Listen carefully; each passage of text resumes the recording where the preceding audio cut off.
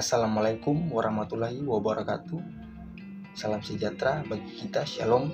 Perkenalkan, nama saya Lauria Hijari dengan NPM 1215 5201 220085. Di sini saya akan menjelaskan materi informatika, cara kerja komputer.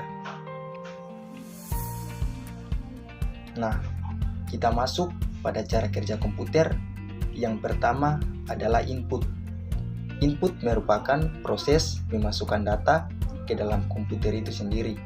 Nah, peralatan-peralatan yang mendukung proses input di sini ada keyboard, mouse, dan lain sebagainya. Nah, kemudian kita lanjut pada proses. Nah, proses sendiri merupakan langkah-langkah yang dilakukan oleh komputer dan tidak bisa kita lihat dengan mata kita. Peralatan yang mendukung proses di sini ada CPU. Nah, berlanjut pada output. Nah, output sendiri merupakan pengeluaran dari proses inputan tadi. Nah, alat-alat pendukung proses output di sini ada contohnya printer, proyektor, dan masih banyak peralatan yang mendukung proses output. Oke. Yang pertama kita bahas adalah peralatan input, keyboard. Nah, keyboard merupakan suatu alat input yang dilengkapi dengan tombol-tombol, baik itu huruf, angka, karakter, untuk menginput data atau menjalankan instruksi tertentu. Nah, keyboard sendiri terdapat beberapa jenis, tetapi yang biasa dipakai adalah jenis QWERTY. Oke, kita masuk pada peralatan input yang kedua, ada mouse. Nah, mouse merupakan peralatan input sekaligus peralatan penunjuk yang fungsinya sebagai peralatan menginput data serta mengarahkan pointer di layar monitor. Kita lanjut, di sini ada mic. Nah, mic sendiri juga merupakan salah satu peralatan input yang dimana cara kerjanya dengan mengubah suara analog atau suara manusia menjadi suara digital yang dapat dikenal oleh komputer. Berikutnya kita masuk pada CPU atau pemrosesan. CPU atau Central Processing Unit merupakan alat proses dari komputer itu sendiri atau alat yang memproses data dari proses input tadi. Nah, 4 fungsi utama alat pemrosesan CPU antara lain fetching atau pengambilan data, decoding atau kode program, storing atau penyimpanan data, dan executing atau kalkulasi logika. Oke, kita masuk pada komponen-komponen CPU. Yang pertama ada motherboard. Motherboard merupakan papan induk di mana semua komponen terhubung dan berfungsi sebagaimana mestinya. Nah, yang kedua kita masuk pada prosesor. Nah, prosesor sendiri merupakan bagian dari komputer yang fungsi utamanya sebagai dapur pacu dari komputer itu sendiri. Serta prosesor ini mendukung semua proses pada kerja komputer.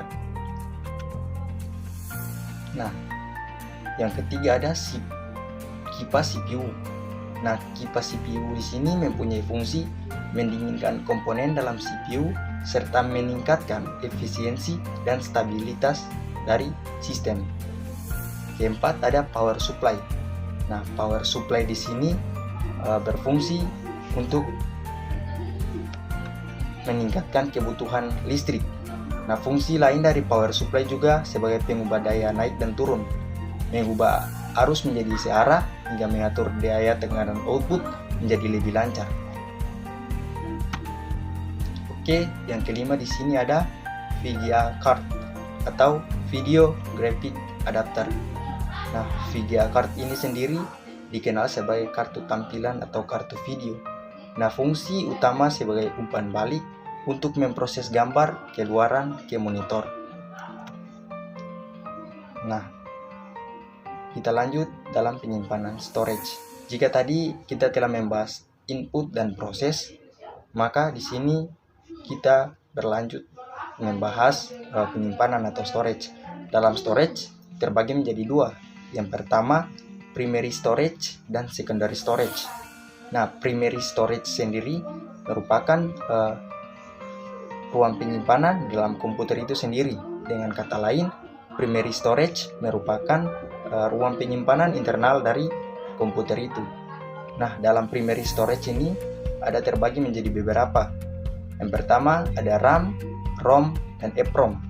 Nah, RAM sendiri merupakan ruang penyimpanan yang dibutuhkan oleh komputer, di mana sewaktu-waktu jika kita mengerjakan suatu file atau data dan komputer tersebut terputus hubungannya dengan aliran listrik atau kehabisan baterai, maka RAM sendiri merupakan tempat penyimpanan sementara dari komputer untuk menyimpan file yang tadi kita kerjakan. Nah, kemudian kita lanjut ke ruang penyimpanan ROM. Nah, ROM sendiri di sini kita tidak bisa menyimpan apa-apa di ROM ya, karena ROM merupakan ruang penyimpanan yang dibuat oleh pabrik dan di dalam ROM sendiri merupakan ruang penyimpanan dari data-data komputer atau Android atau tablet digital. Oke, kita masuk yang kedua, secondary storage. Nah, secondary storage sendiri merupakan ruang penyimpanan di luar dari komputer atau dengan kata lain eksternal. Nah, ruang penyimpanan eksternal ini terbagi menjadi beberapa bagian.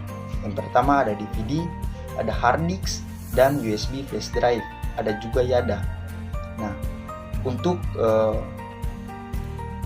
cara penyimpanan pada secondary storage ini, kita harus menyimpan file yang kita kerjakan dulu, membuat file tersebut dalam bentuk dokumen, baru kita bisa menyimpan dalam secondary storage ini sendiri atau ruang penyimpanan eksternal. Oke, kita lanjut pada peralatan output. Nah, peralatan output di sini ada terbagi menjadi dua. Yang pertama ada printer dan ada proyektor.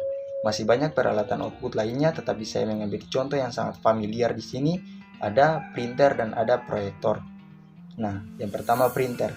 Printer merupakan salah satu peralatan output yang berfungsi untuk mencetak dokumen dari proses inputan. Cetakan dari printer menyesuaikan pada layar monitor. Nah, yang kedua ada proyektor.